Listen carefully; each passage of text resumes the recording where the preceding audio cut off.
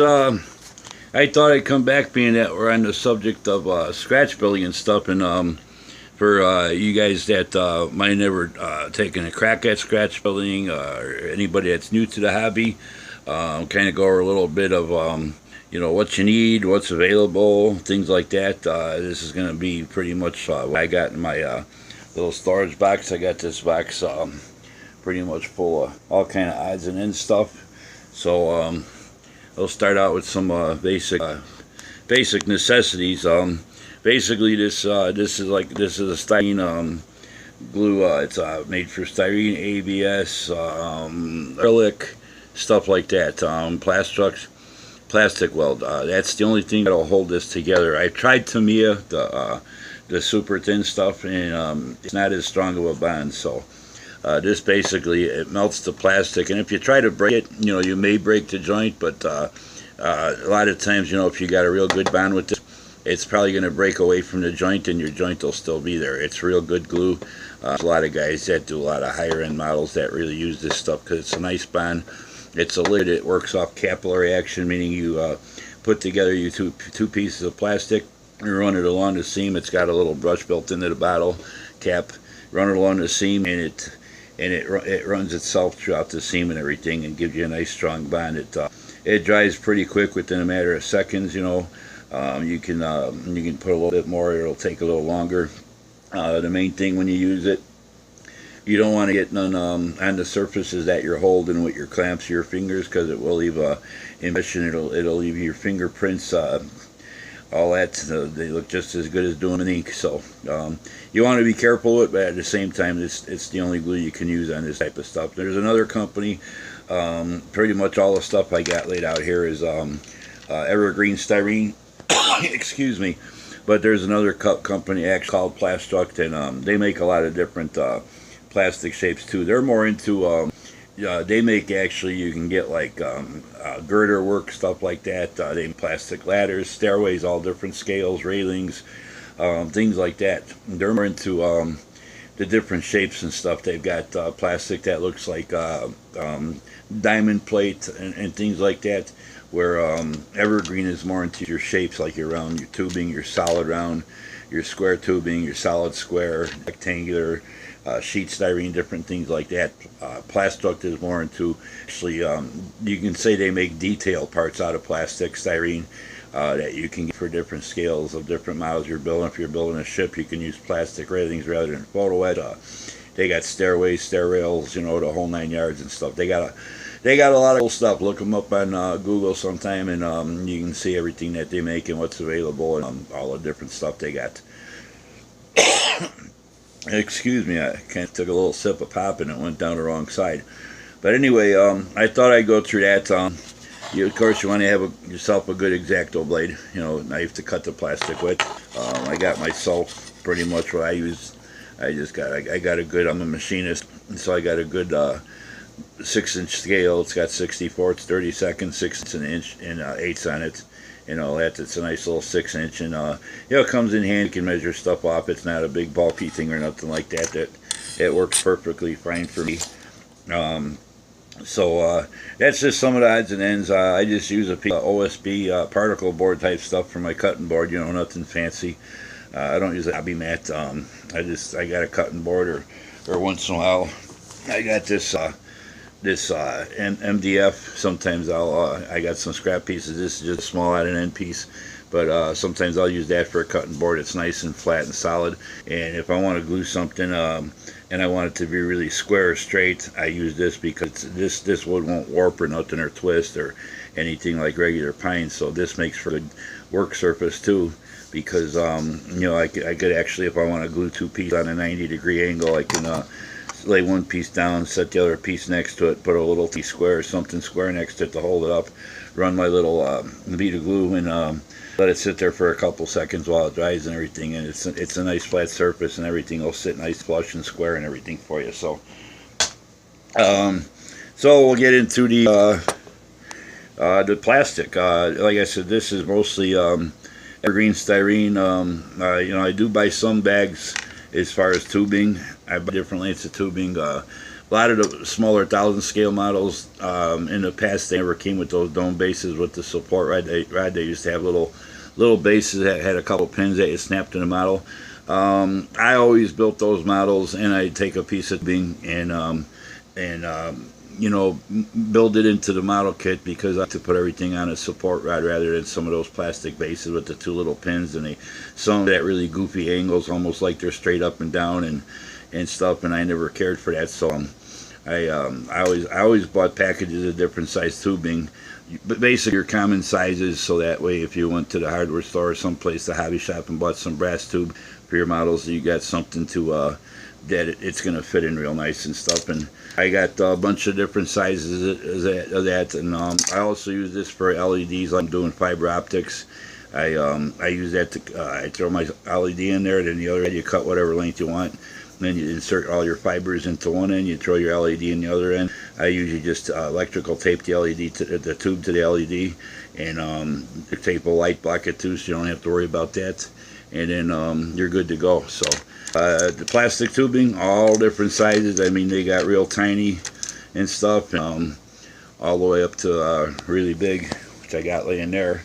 So that's a lot of what that stuff is.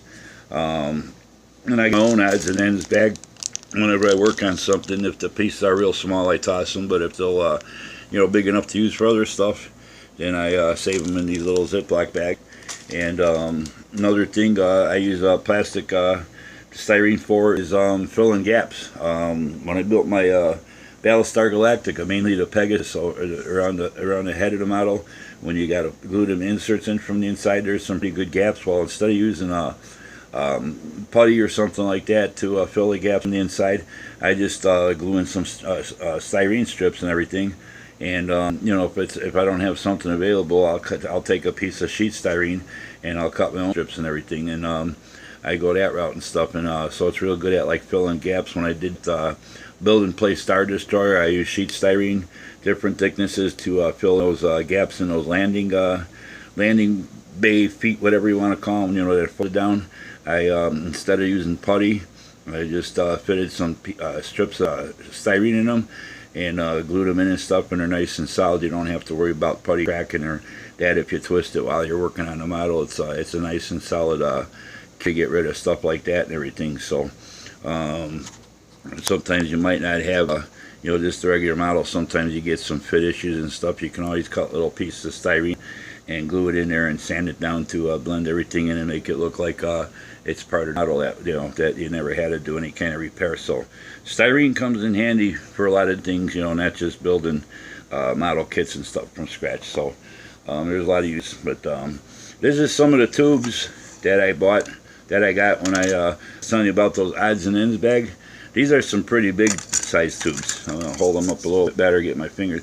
These are some good size tubes. You know, I haven't had any kind of use for something that big yet, but they come in handy. That's what part of what I want in my odds and ends bag, and you can see basically how long they are. That model I built, that's built is about 12 inches.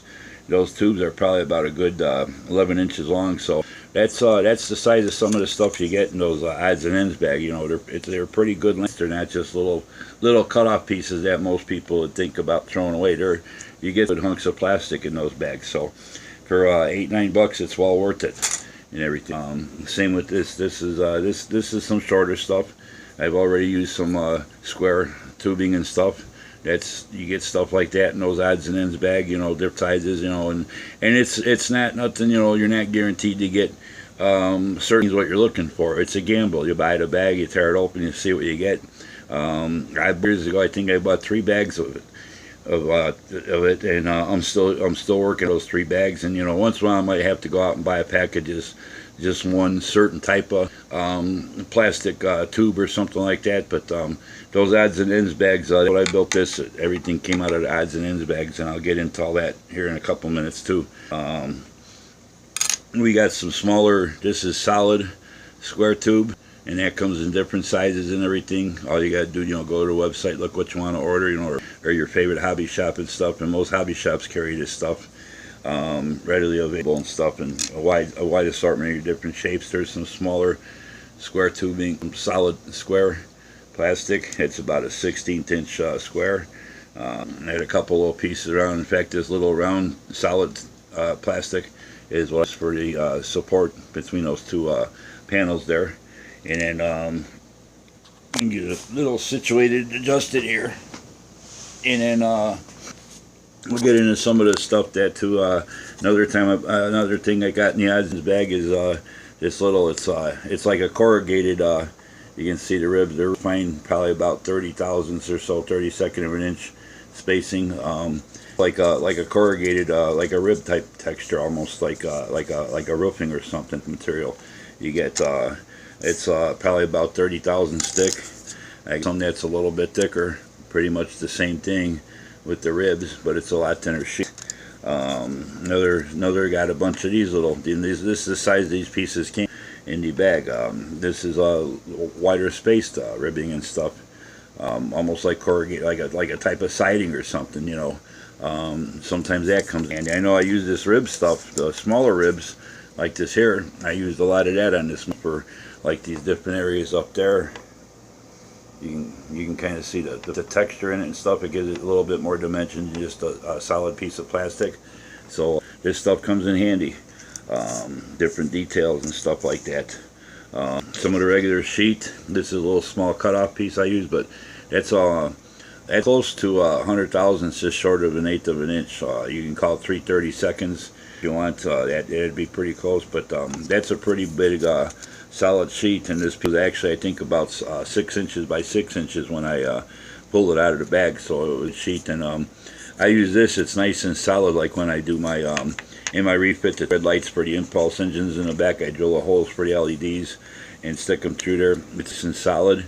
It's got a little bit of flex, but it's going to hold them in place once you glue it in and all that. And then, so this kind of stuff comes in handy for making things like that, or if you want to do some extra bracing, if something's real thin and you got to worry about maybe crushing it, you use some heavy stuff like that, and you can cut it whatever size you want. It's just like I said, it's a 6 by 6 inch sheet, and I just cut it whatever length I need.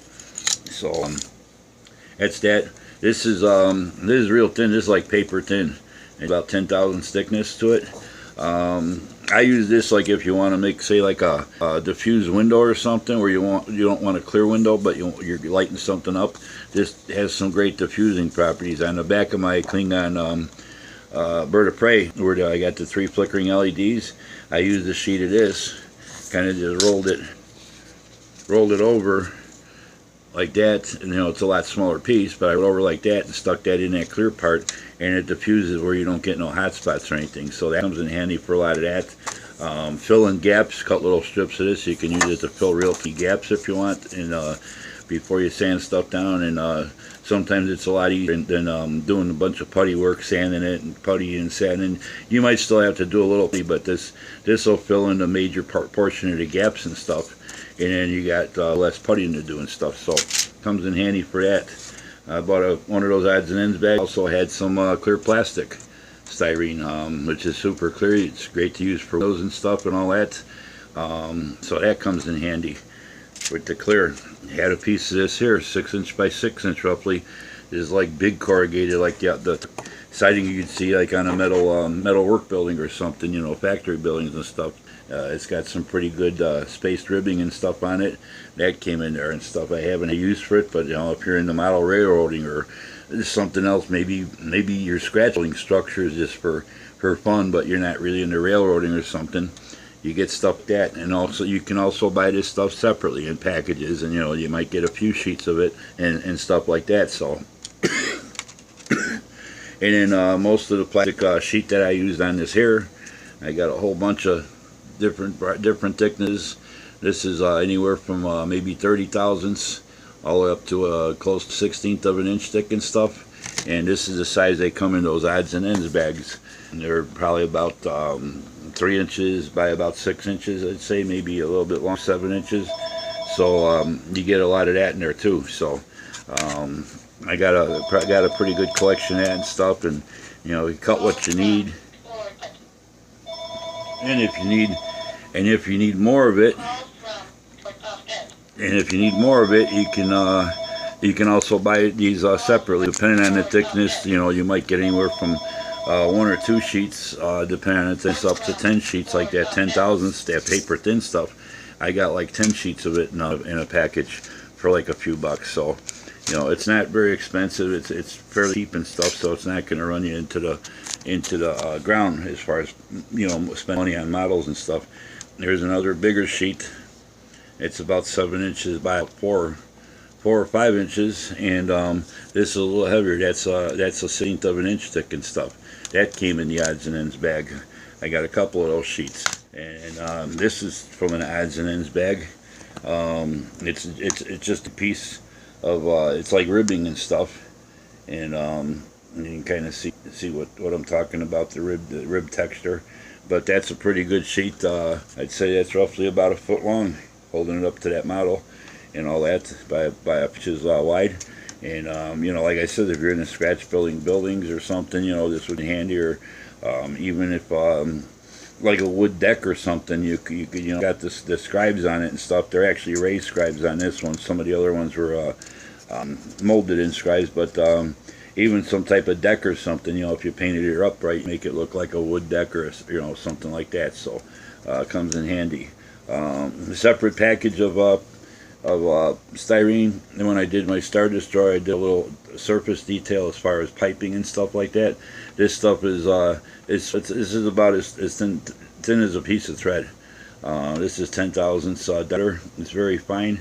In fact, that plastic glue, if you use too much of it on here, it'll melt it right away on you. You won't even see what you did for detail. So you got to be careful and apply that sparingly when you're getting something that small. But I kind of get my finger, but you can kind of see it's very, very thin and stuff.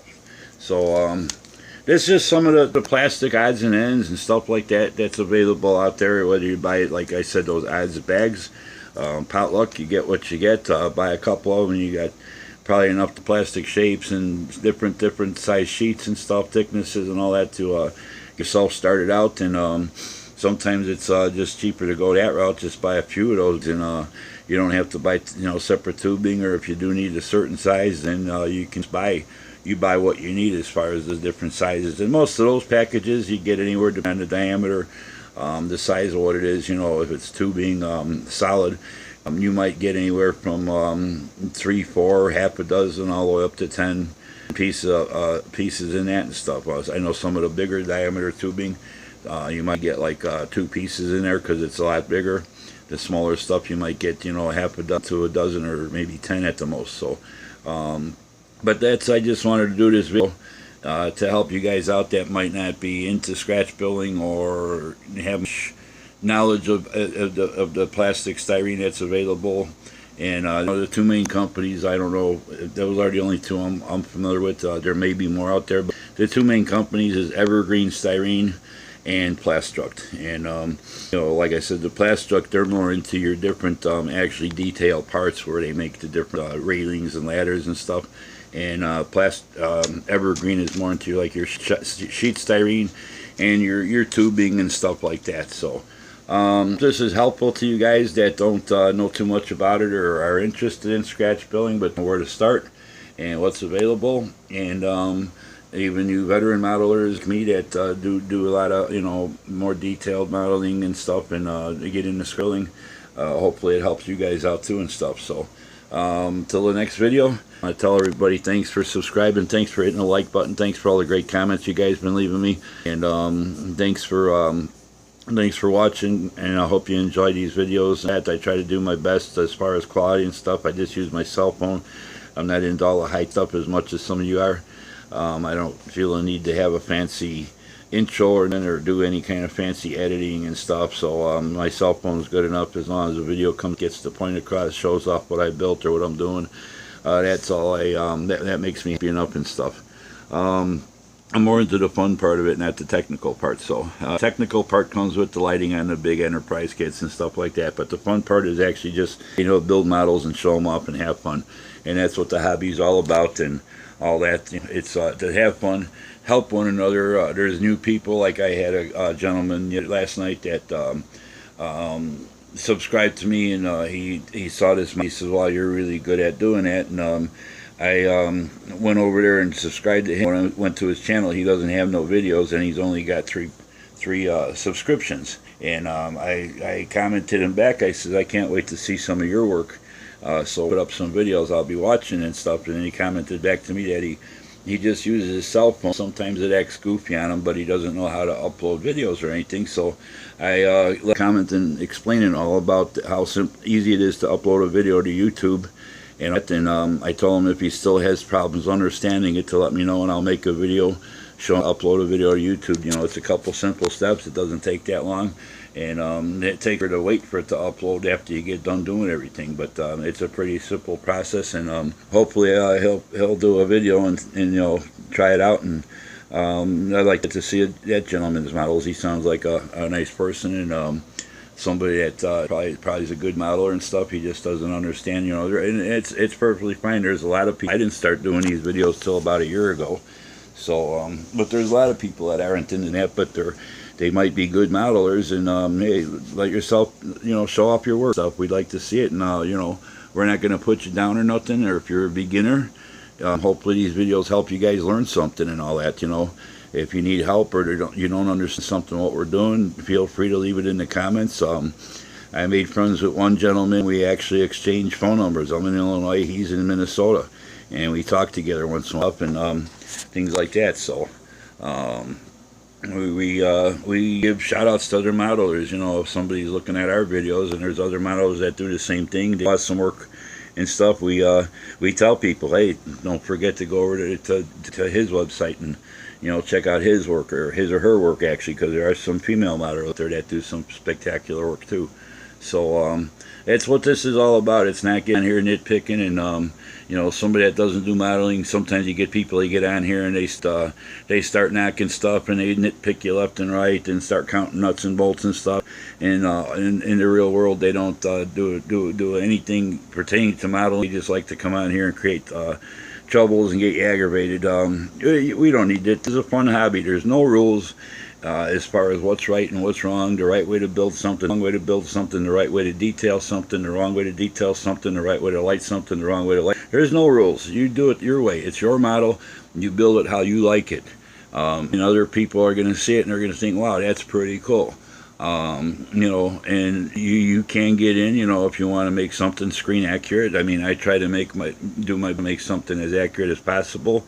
In this case, I took my own license and you know, I used what I had available. I wasn't going to go out and buy special stuff just to miss. This was a spur of the moment decision the other evening while I was sitting around, and I decided, why not? I started working at it the first evening. I got all the different things cut down the size and what I was going to need, kind of planned everything that night as I was going, and the next couple nights up until last night, I slapped everything together, you know, so it went pretty quick, and all that. So like I said, hopefully this helps you out, and if whether you're new or old at the hobby, whether you've done scratch building or not, until the next time, we'll catch you guys, okay? Take care, have a good one, happy modeling, stay cool this weekend depending on where you live, and if I don't, I'll probably do a video by the weekend on this model all painted up and weathered and stuff for the final video.